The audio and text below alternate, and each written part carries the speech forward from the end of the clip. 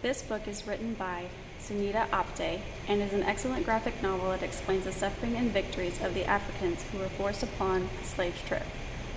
This book tells the story of the Amistad that began in January 1839 when hundreds of native Africans were captured from their homeland in Mindwin, near Sierra Leone, and sold into the Spanish slave trade. The captives endured a great deal of hardship on the Tacora slave ship. They faced brutality, sickness, and even death during the travel to the Spanish colony at Havana, Cuba.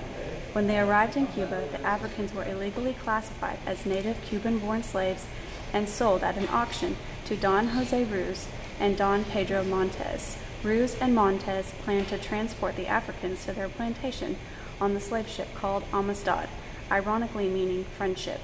Singbe Pei, a 25-year-old Mende, managed to unchain himself and his companions. 3 days into the journey, the Africans seized control of the ship.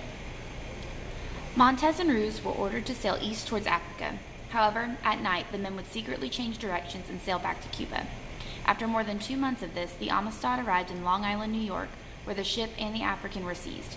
In August, the Amistad was brought to New London, Connecticut. It was there that the Africans' legal struggle for freedom began. The battle for their freedom was long and ultimately involved the former President of the United States, John Quincy Adams.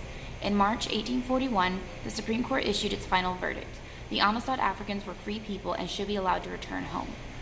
Amistad by Sunita Apte breaks down the historical events of what happened in a way that students will understand. Because it is a graphic novel, the book can engage students who are intimidated by a lot of words on the page.